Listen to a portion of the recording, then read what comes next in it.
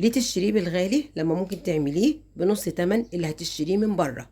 النهارده ان شاء الله هعمل معاكم الرقاق الناشف في البيت بمناسبه عيد الاضحى المبارك. اعاد الله عليكم بالخير واليمن والبركات.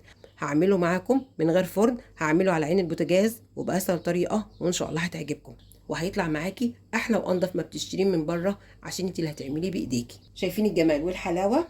تسويته كلها واحد، ومنفوخ زي الجاهز بالظبط، وكمان ناشف ومقرمش زي الجاهز بالظبط. شوفي، سامعه صوته؟ سامعه صوته؟ ناشف زي اللي بتشتريه من بره بالظبط، وكمان مقرمش زي اللي بتشتريه من بره بالظبط. يلا بينا نشوف المقادير والطريقه، بس ما تنسيش اللايك والاشتراك في القناه. يلا بينا. السلام عليكم ورحمة الله وبركاته. ازيكم يا بنات؟ عاملين ايه؟ يا رب تكونوا بخير. النهارده ان شاء الله هعمل معاكم الرقاق الناشف في البيت بأسهل طريقة، وهتعملي منه احلى صينية رقاق باللحمة المفرومة بمناسبة عيد الاضحى المبارك. اعاد الله عليكم بالخير واليمن والبركات. تعالي معايا نشوف المقادير والطريقة، بس ما تنسيش اللايك والاشتراك في القناة. معايا كيلو من الدقيق منخول ومية دافية للعجن. المية الدافية بتخلي الرقاق يتفرد معاكي بكل سهولة، وكمية المية حسب احتياج الدقيق. ومعايا كمان رشه من السكر ونص معلقه صغيره ملح. هبدا بسم الله الرحمن الرحيم. هحط السكر والملح على الدقيق، بسم الله الرحمن الرحيم، وهخلطهم. وممكن كمان تدوبي السكر والملح مع الميه.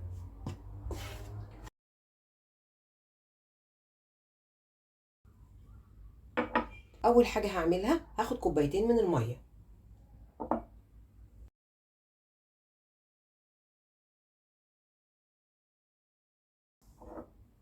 هحط اول كوبايه على الدقيق، بسم الله الرحمن الرحيم، وهخلط.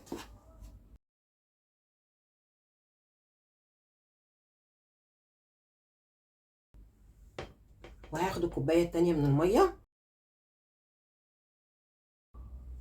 ومش هحط الكوبايه التانيه كلها، بسم الله الرحمن الرحيم.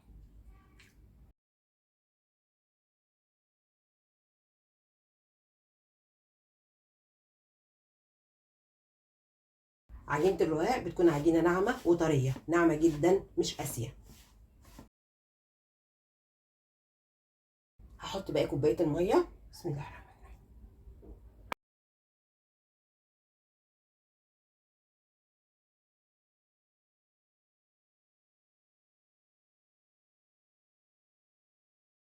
لميت عجينه الرقاق والعجينه فيها سنه من التلزيقه، هنزلها على رخامه المطبخ وهفضل اعجن فيها. وكل ما بتعجني في عجينه الرقاق كل ما التلزيقه تروح منك والعجينه تكون ناعمه وطريه. وكمان كميه الميه اللي دي اخدها كوبايتين ومعلقتين من الميه. هنزل العجينه على الرخامه وهفضل اعجن فيها لغايه لما التلزيقه تروح والعجينه تكون معايا ناعمه وطريه. وهتعجني في عجينه الرقاق مش اقل من 10 دقائق. شوفي الطبق نضيف ازاي ما فيهوش عجين. هعجن في عجينه الرقاق مش اقل من 10 دقايق، وطبعا الرخامه بتاعتي نظيفه، بسم الله الرحمن الرحيم.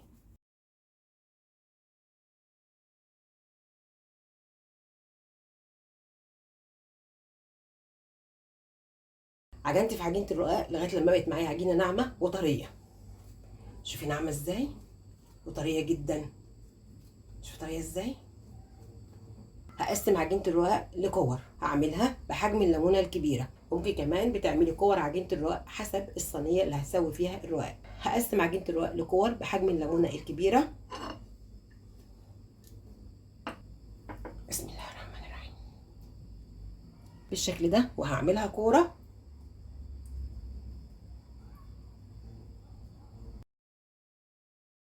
بالشكل ده، وبحطها في صينيه مرشوشه بالدقيق.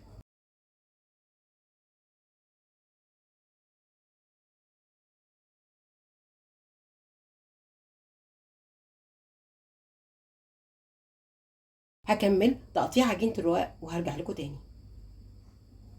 شكلت عجينه الرقاق كلها لكور بحجم الليمونه الكبيره. تركه مهمه جدا لعجينه الرقاق، هرش على كل كوره نشا عشان الوش ما ينشفش وما يشققش، وكمان الرقاق يكون معاكي ناعم. لما تيجي تفردي الرقاق يتفرد معاكي بكل سهوله. هغطي على كور الرقاق وهسيبها ترتاح نص ساعه. وبعد ما عجينه الرقاق ارتاحت هفردها. هفرد كور الرقاق على دقيق ونشا. الدقيق مع النشا بيساعد على فرد الرقاق. هاخد رشه من الدقيق والنشا واحطهم على رخامه المطبخ، وهاخد كوره من كور الرقاق بسم الله الرحمن الرحيم وهفردها. عجينه ناعمه وطريه بتتفرد معايا بكل سهوله عشان اتخدمت كويس وعشان كمان ارتاحت وقت كافي. هفردها بالنشابه من جوه لبره بسم الله الرحمن الرحيم. وعلى قد ما تقدري بتفرديها رقيقه جدا، وكمان هتخلي الطروف رقيقه، وبتفرديها على قد الصينيه اللي بتساوي فيها الرقاق.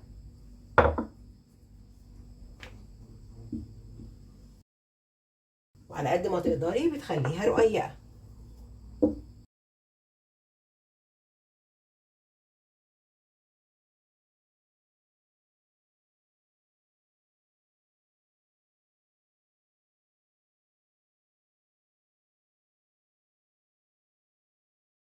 وفردت كرة الرقاق رقيق جدا. ممكن تفردي كمية الرقاق كلها مرة واحدة وبتحطيهم في صواني مرشوشة بالدقيق والنشا، أو هتعملي زي ما أنا هعمل بساوي واحدة واحدة من الرقاق.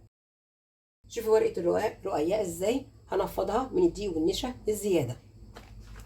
هاخد ورقة الرقاق واسويها على ظهر صينية على عين البوتاجاز، وعلى ظهر صينية سخنة هساوي الرقاق. وممكن كمان بتساوي الرقاق في فرن البوتاجاز أو في الفرن البلدي. هحط الرقاق على ظهر الصينية السخنة بسم الله الرحمن الرحيم.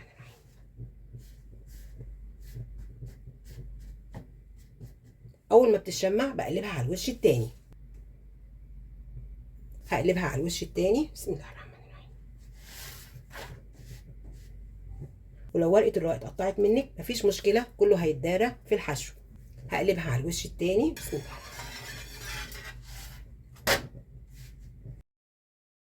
بدات تستوى وتاخد لون بسم الله ما شاء الله، اخدت لون حلو كده. خلاص ورقه الرقاق استوت. هشيلها وبفرد ورق الرقاق في صينيه لغايه لما ينشف. وممكن كمان بتحطي ورق الرقاق تحت المروحه علشان ينشف اسرع، او بتفردي ورق الرقاق على ملايه نظيفه وبتسيبيهم لغايه لما ينشفوا. هفرد كوره تانية من كور الرقاق واسويها، وهفرد كوره تانية من كور الرقاق. هاخد رشه من الدقيق والنشا بسم الله الرحمن الرحيم، وهاخد كوره من كور الرقاق وافردها بسم الله الرحمن الرحيم.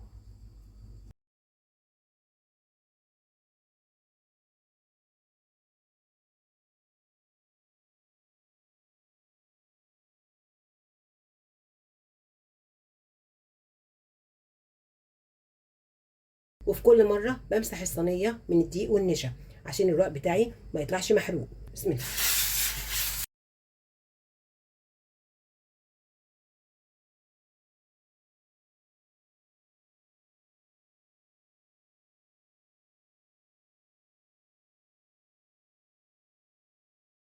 هكمل فرد وتسويه كميه الرقاق وهرجع لكم تاني.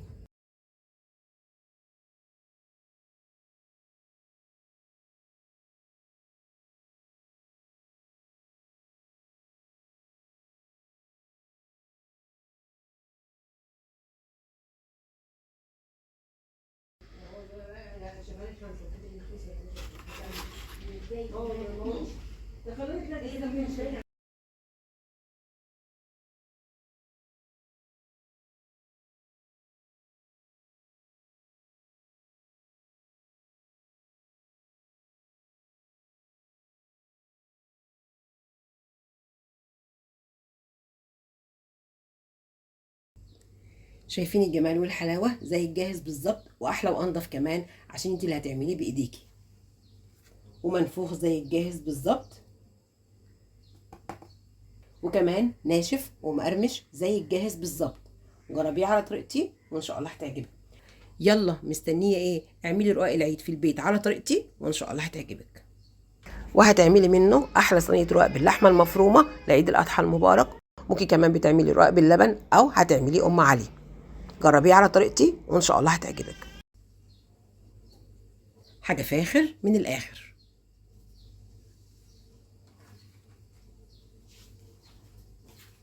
يا رب تكون حلقتي النهارده عجبتكم، وما تنسوش تعملوا لايك وشير الفيديو واشتراك للقناه وتفعيل زر الجرس عشان يوصلك مني كل جديد. كل سنه وانتم طيبين. السلام عليكم ورحمه الله وبركاته.